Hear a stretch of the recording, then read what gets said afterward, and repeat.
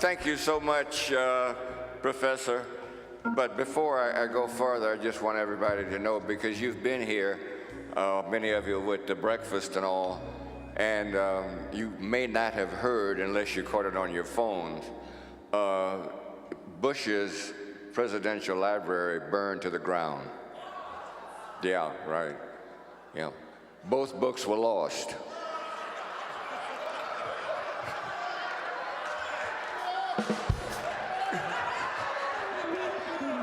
And he was really upset because he had just finished coloring the second one. So I just want to thank the kind words. Just have to have a little humor, you know.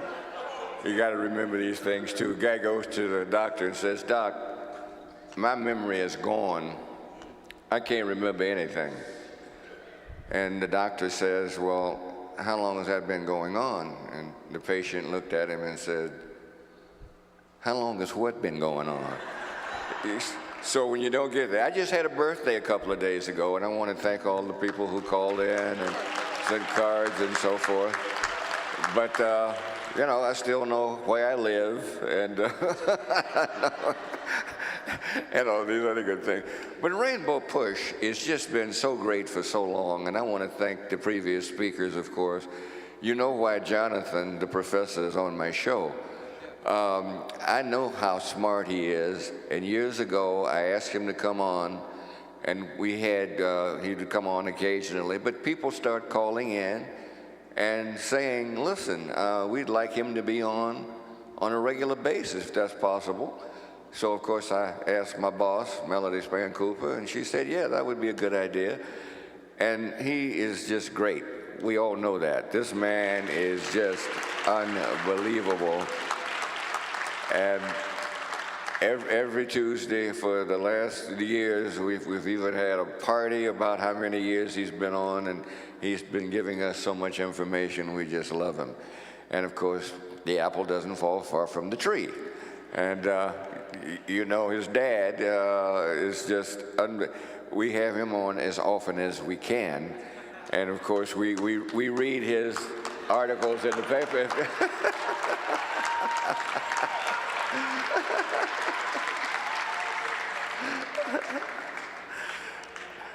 Melody, thank you so much for the kind comments. I appreciate you. You know what I think of you. I love you dearly.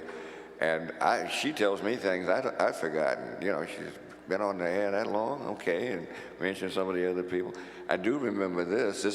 We just moved to River City, but that's the third location that I've been on WVON, because we were in Kedzie, and then on 87th Street. And so I guess I have been there a little while, you know. Yeah, I have been there a little while. But because I live right, and, you know, I still am able to hang in and do things, and I will continue to do that with Melody. And because there's so much. You know, this is National Women's Month. How could it be any better here in Chicago? You know, when you think about the situation, we've got so many women in great positions, and now history is going to be made very shortly. Absolutely. We will have an African-American woman who is going to be the mayor of the city of Chicago. And I think that's just a great thing. Women just have done so much, and I understand that.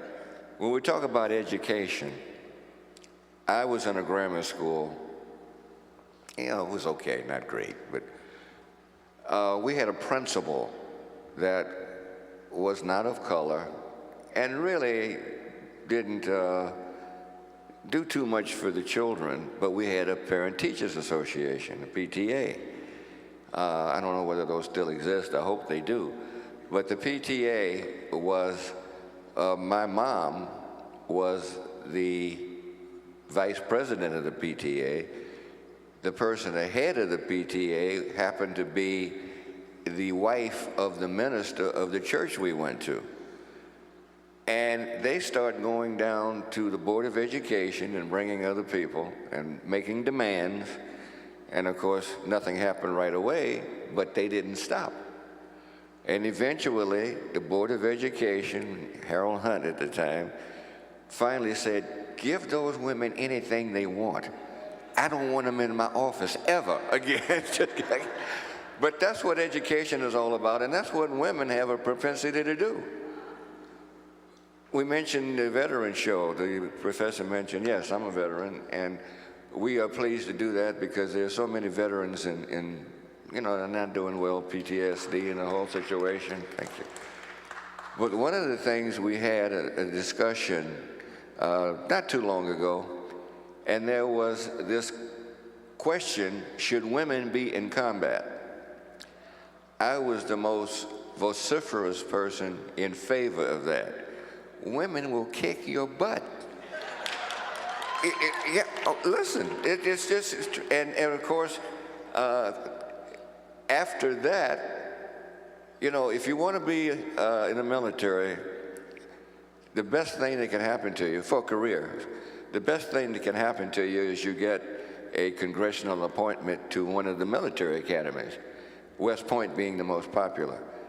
The last class, the person, and now there's 4,200 of these people, all of them want to be the cadet captain, right? Everybody wants to be the cadet captain. The last class, the cadet captain was an African-American woman.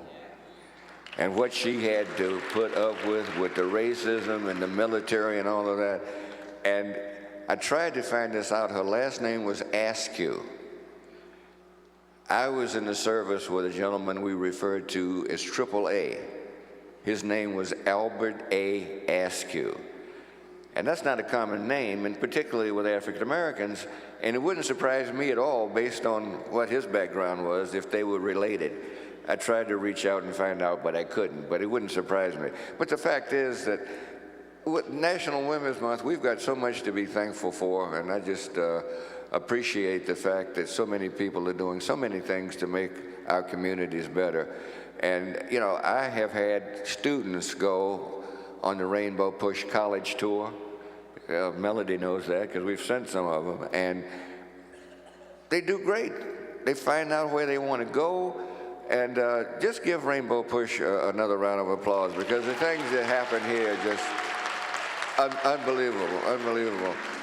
We're always pleased to have, of course, the Reverend on because he just, you know, the one thing with the professor, when I have Professor Jackson on, I know this is going to be a two-way conversation.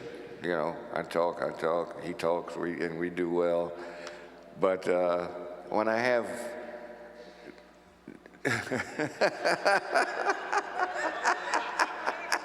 He knows what I'm going to say. I don't have to worry about questions, you know, whatever. It's just great. But I want to thank everybody. The great music. I have so many memories of this establishment. You know, I see a gentleman here from the Harold Washington administration that, you know, I'm talking. It's just a great thing. We've all experienced so much.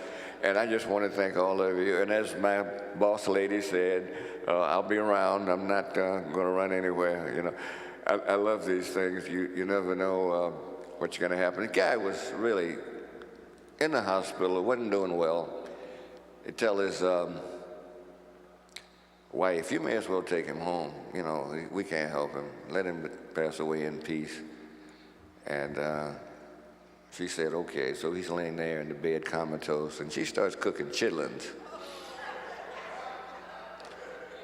His favorite dish. His favorite dish. The aroma wafts into his bedroom, and his eyes start blinking, and he says, he's thinking, chitlins, chitlins. And he gets up, and he's bouncing off the walls, trying to get to the kitchen.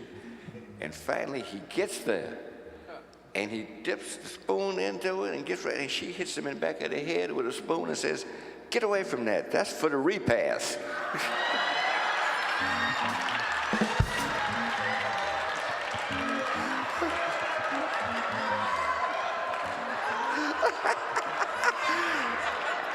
They're getting rid of me, folks. Love you all. Thank you so much. I look for your continued support.